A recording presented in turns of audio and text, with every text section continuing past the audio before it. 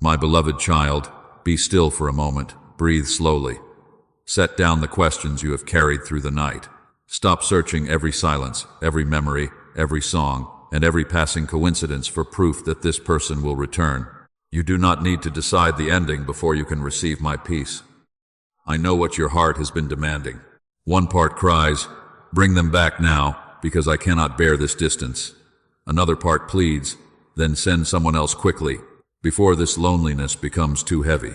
Pain has placed a clock inside you, and every quiet day sounds like another hour being lost. But listen to me, my beloved child. I have seen the nights when silence felt like rejection, and I do not condemn you for wanting the pain to end. I have heard the questions you could not speak. I have watched you appear strong while privately wondering whether anyone would ever choose you and remain. Your longing does not make you weak. Your grief does not make you faithless. Your desire to be loved is not something I despise. Yet I am teaching you that the urgency of pain is not always the wisdom of my voice. A feeling may be powerful and still be unable to guide you safely. A desire may be sincere and still need healing before it becomes clear. Do not call panic confirmation. Do not call loneliness instruction. Do not call an approaching deadline what may actually be an invitation to slow down. Do not let heartbreak set your clock. Let healing, truth, and my peace determine your pace. I am not promising you that this person must return. I am not telling you that another person will immediately take their place. I am giving you something deeper than a prediction, permission to stop rushing. You do not have to recover by a certain date. You do not have to prove your worth by being chosen again. You do not have to reopen a confusing door merely because an empty room frightens you.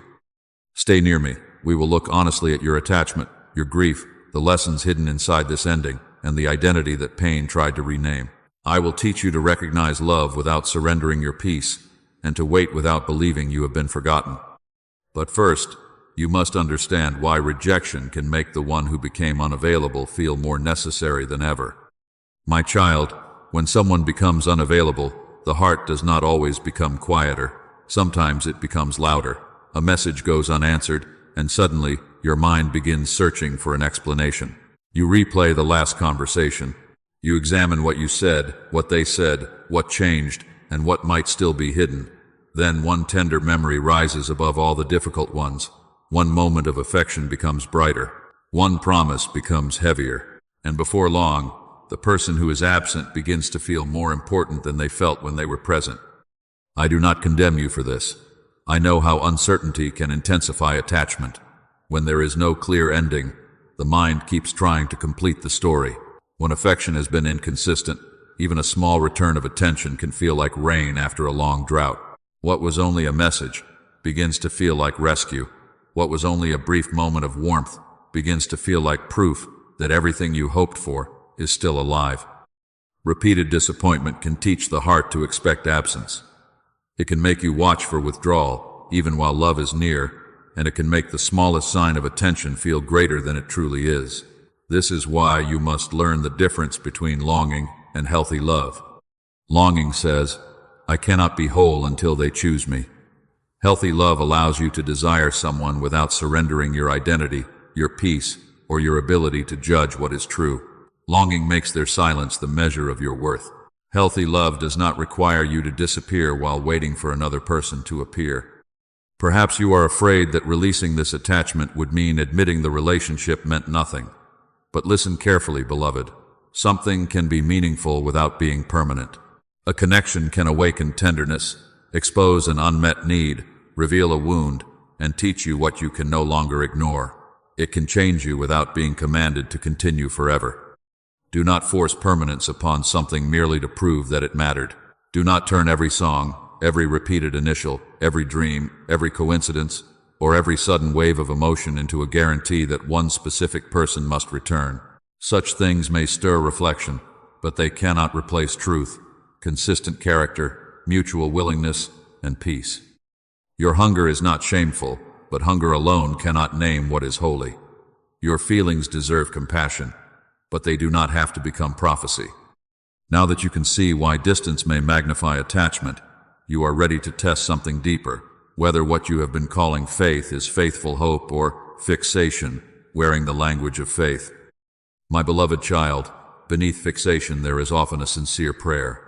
You are not merely trying to possess another person. You are trying to protect the meaning of what happened. You fear that if you release your grip, you will cancel something I intended, abandon a promise too soon, or prove that all your waiting, forgiving, and believing were wasted. I see that fear, and I do not condemn you, but I am teaching you the difference between hope that rests in me and fixation that tries to control the future. True hope says, God can still be good to me, whether this door reopens or another path appears. Fixation says, God can only be good to me if this person returns, within the timeline I have chosen, in the way I have imagined.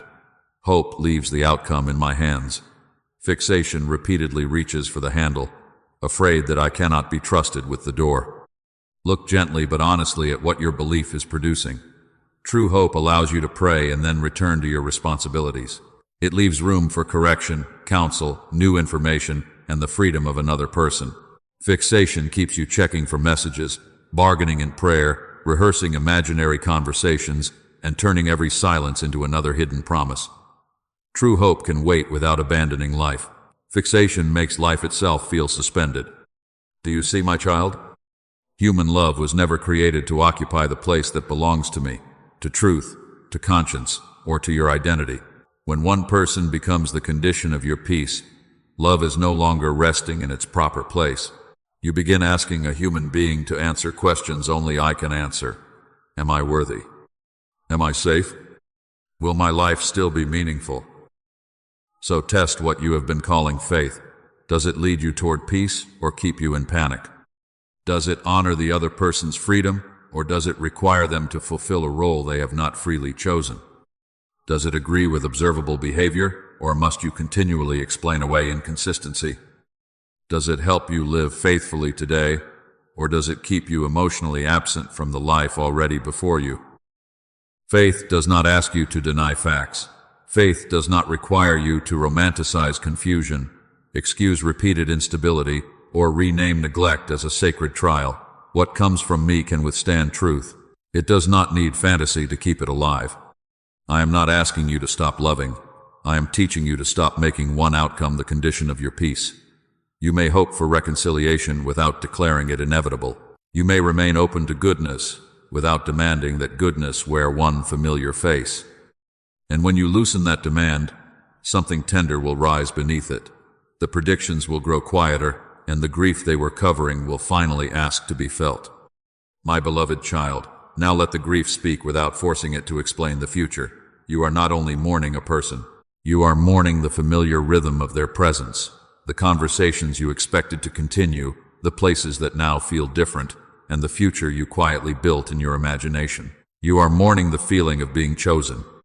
You may even be mourning the version of yourself who existed beside them, the version who hoped more easily and believed this story would end differently. I have seen every layer of that loss. I do not condemn your tears. I do not turn away from your anger, your confusion, or the memories that return without invitation. These things do not prove that your faith has failed. They do not mean that you prayed incorrectly, or that you must recover the relationship to recover your peace. As it is written in Psalm 34-18, the Lord is close to the brokenhearted and saves those who are crushed in spirit. Notice, beloved, that my nearness is not reserved only for the day when your sorrow has ended. I am near within it. I do not use my presence to hurry your tears.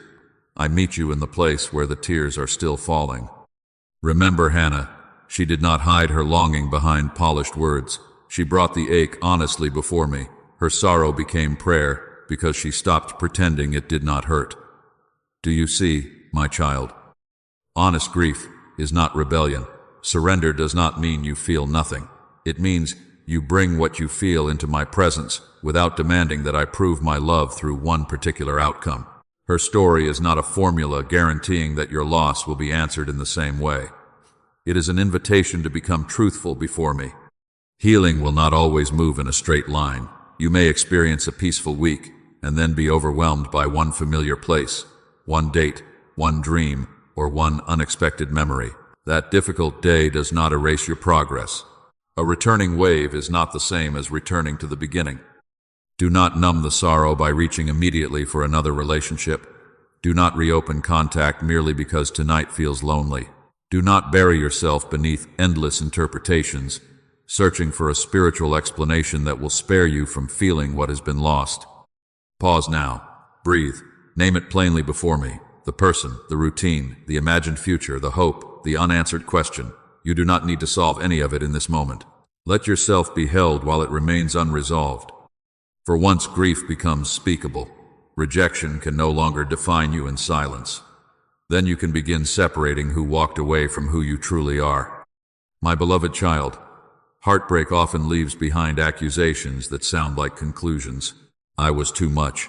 I was not enough. Everyone eventually leaves. I missed my only chance.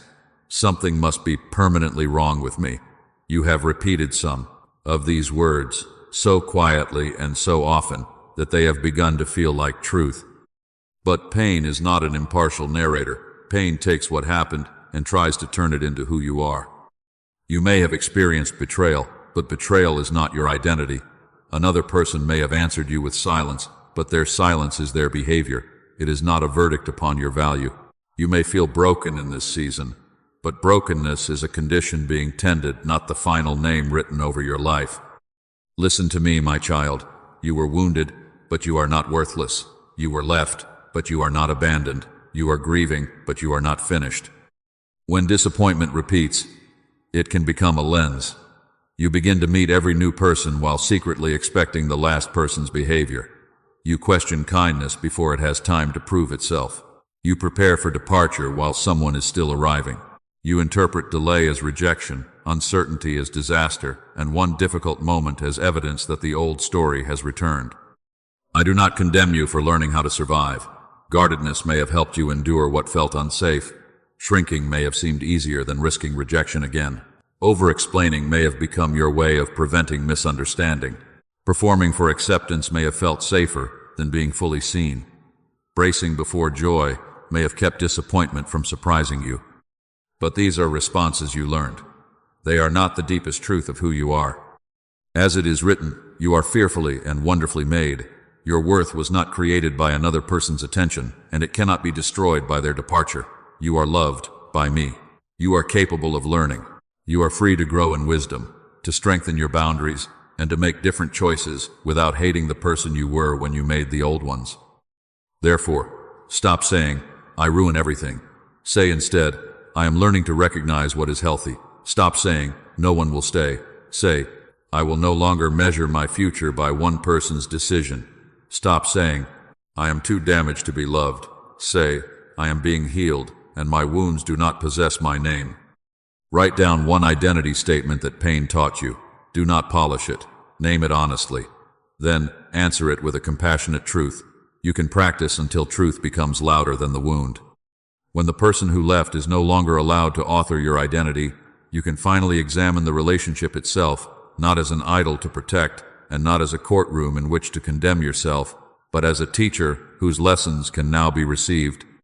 My beloved child, reflection is not a courtroom where you must prove that one person was entirely guilty and the other entirely innocent. I am not bringing you back through these memories to shame you. I am helping you recover the wisdom pain once made difficult to see. Begin with your boundaries. Where did you say yes, while something within you was saying no? Where did you allow repeated access to your time, tenderness, and body without receiving clarity or commitment? Did you remain silent about what hurt because you feared that one reasonable limit would make them leave? A boundary does not destroy healthy love. It reveals whether love can honor what is true. As it is written in Proverbs 4:23, guard your heart, for everything you do flows from it. Guarding is not hardening. It is not punishing everyone for what one person did. It is learning that your heart may remain tender without remaining unprotected. Now consider communication. Were your needs spoken clearly, or were you hoping the other person would somehow know? When difficult conversations came, did both of you listen, take responsibility, and repair what had been damaged? Did their words agree with their patterns, or did promises repeatedly rise while behavior remained unchanged? Some needs might have required clearer expression from you. Admit that without shame. Other needs were expressed, perhaps many times, but the person showed little willingness or capacity to meet them. Admit that too. Wisdom knows the difference between a need that was never voiced and a need that was repeatedly dismissed. Look also at what you once excused. Mixed signals, secrecy, manipulation, instability, disappearing and returning, contempt for your faith, resentment toward your purpose, or a relationship that repeatedly stole your peace. Do not rename these patterns merely because there were beautiful moments between them. A tender memory cannot make an unhealthy pattern trustworthy. And look compassionately at your own habits. Did you try to rescue someone who would not take responsibility for themselves? Did you fall in love with their potential while ignoring their present choices? Did you move faster than truth could be tested? Did being needed feel so powerful that you mistook it for being loved? I do not ask these questions to accuse you. I ask them so pain can become discernment. Let each lesson become a future standard. If access lacked commitment, require clarity. If words lack consistency, watch patterns over time. If needs were hidden, practice honest communication. If boundaries were punished, do not call that safety. If your faith and purpose were diminished, refuse to become smaller to remain chosen. I am not wasting what wounded you. I am teaching your heart to recognize what it once excused. Carry the wisdom forward, but leave the self-accusation behind. And now these lessons will show you what must be released. Not only the person, but the habits, fantasies, and inner agreements that keep the old relationship alive within you. My beloved child, release does not require you to pretend that the relationship never mattered. It does not ask you to erase every memory, deny every beautiful moment, or force your heart to feel nothing before it is ready. Release is not amnesia. Release is the decision that what happened will no longer govern what you do today. There are ways an absent person can remain present within you. You reread old messages, searching for a meaning you missed. You monitor their life from a distance, hoping one image or one sentence will reveal whether they still remember you. You rehearse reunion scenes, revise unfinished conversations, and consult sign after sign because certainty feels easier than silence. You remain emotionally available to someone who is not presently available to you. I do not condemn you. These repetitions may offer a moment of relief, but they also keep your whole being waiting for contact. Every check asks your heart to prepare for their return. Every imagined conversation keeps an unfinished relationship active inside your mind. The silence can never become healing space because you continually fill it with expectation. Therefore, some boundaries must be renamed. Muting an account may be protection, not bitterness. Removing reminders from constant view may be wisdom, not denial. Declining another ambiguous conversation may be clarity, not cruelty. A period without contact may be care for your heart, not punishment for theirs. Perhaps you fear that a boundary will interfere with what I intend. You wonder, what if they were about to return? What if stepping back closes the door forever? But what is truly healthy will not require you to abandon wisdom, dignity, and peace merely to keep it alive. If reconciliation is ever to become safe, it must be able to meet truth, mutual willingness, and clear responsibility. It cannot depend upon your continued captivity. As it is written, the truth will set you free. Freedom begins when you stop hiding from what the pattern has already shown you. Take one measured step. Write the boundary in clear words so emotion cannot keep rewriting it. Tell one trustworthy person who can help you remain faithful to it. Remove one recurring trigger that repeatedly pulls you back into checking or fantasy. Then choose one supportive practice for the moment longing rises. Pray, walk, write, call someone safe, or sit quietly until the wave passes without obeying it. Act while this clarity is present, not by sending a desperate message, not by demanding an answer, but by anchoring your decision to heal before the next surge of emotion persuades you to abandon it. You are not closing your heart to love. You are closing the cycle that taught love to feel like captivity. And as that cycle loses its power, another lesson will begin. You must learn not to mistake peace for emptiness, steadiness for indifference, or healthy distance for abandonment. My beloved child, when confusion has been repeated often enough, calm can feel strange. When affection has come in waves, warm one day, distant the next, your heart may begin to associate uncertainty with passion. The waiting creates tension. The return creates relief. And because the relief feels so powerful, you may call the entire cycle love. This is how chaos becomes familiar. You do not only miss the person, you miss the emotional rise that followed every period of absence. You learn to chase reassurance, to work for closeness, and to treat brief attention as a reward. Then, when consistency appears, it may feel dull. When someone communicates clearly, you may become suspicious. When affection does not have to be earned, part of you may wonder whether it is real. I do not condemn you for these reflexes. Your heart learned them while trying to survive uncertainty, but I am teaching you a new way to recognize love. Counterfeit intensity keeps you guessing. Healthy love moves toward clarity. Counterfeit intensity offers attention only often enough to keep you waiting. Healthy love develops consistency. Counterfeit intensity makes you perform so you will not be abandoned. Healthy love allows honesty without demanding that you become smaller. Counterfeit intensity tries to possess. Healthy love respects freedom, conscience, purpose, and truth. Because you have been hurt, you may test a safer person instead of speaking honestly. You may withdraw before they can leave. You may demand certainty before trust has had time to grow. You may interpret an ordinary pause, a busy day, or a difficult conversation as proof that abandonment has begun again. Slow down, beloved. Do not make a new person answer for an old person's choices. Healing does not mean becoming unguarded. I am not asking you to trust every gentle word or open your deepest places to anyone who offers attention. Healing means replacing fear-driven defenses with wise boundaries. It means watching whether apologies lead to change, whether promises become patterns, whether respect remains present during disagreement, and whether closeness grows without stealing your peace. As it is written, my peace can guard your heart and mind. Peace is not the absence of discernment. It is the place from which discernment becomes clearer. I am not teaching you to trust everyone. I am teaching you not to make yesterday's wound the judge of every new heart. Let trust grow gradually. Do not declare safety from chemistry alone. Do not declare destiny from spiritual excitement alone. Observe character over time. Allow mutual effort, honest communication, and consistent behavior to carry more weight than intensity.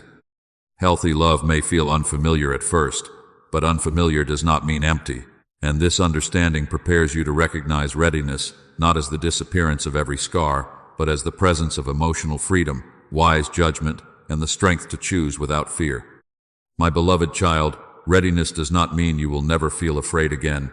It does not mean the past never crosses your mind, that every scar has disappeared, or that you will never need reassurance.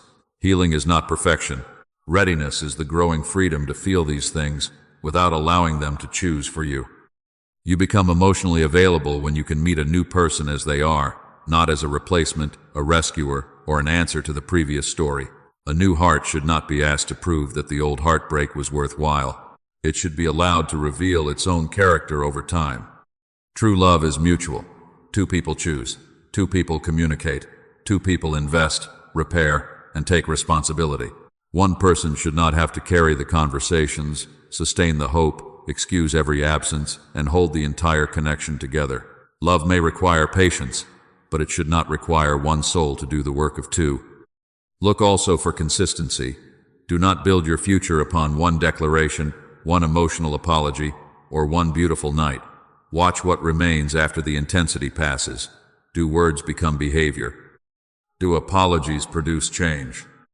Does respect continue when there is disagreement? Trustworthy love develops a pattern that can be observed, not merely a promise that must be imagined. Shared values reach deeper than matching interests or powerful chemistry. Ask whether there is alignment in faith, integrity, purpose, boundaries, and the treatment of other people. What comes from me will not require you to betray your conscience, diminish your calling, or abandon truth to preserve affection. And hear this carefully. Readiness includes the freedom to walk away from chronic confusion. Departure is not always failure. Sometimes, leaving what repeatedly dishonors peace is evidence that you have finally stopped abandoning yourself. So ask gently, can I be present without comparing?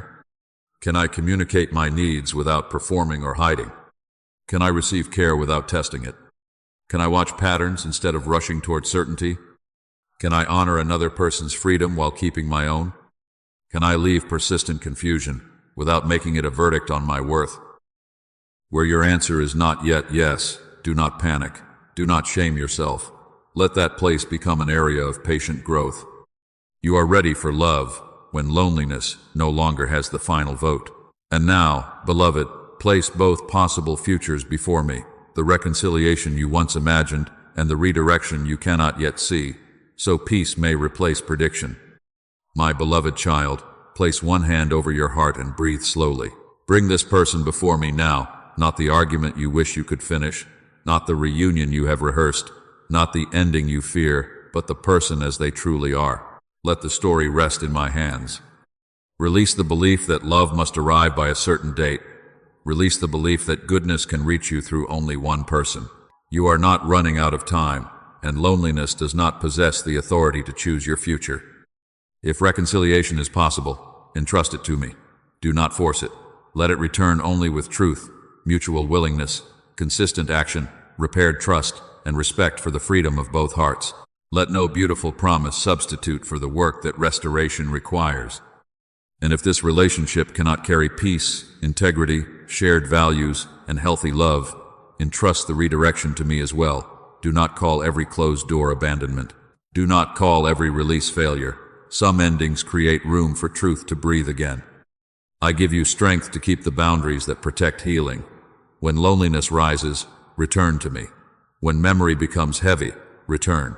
When longing sounds like guidance, become still and tested in the light of truth, character, freedom, and peace. You are not what rejection said about you.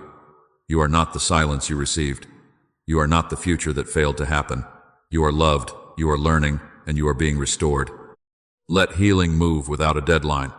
Let discernment become clean again. Let your future be viewed through wisdom rather than through the wound of who left. My beloved child, you have not missed love by choosing healing. Walk slowly, guard your heart, let peace keep the time.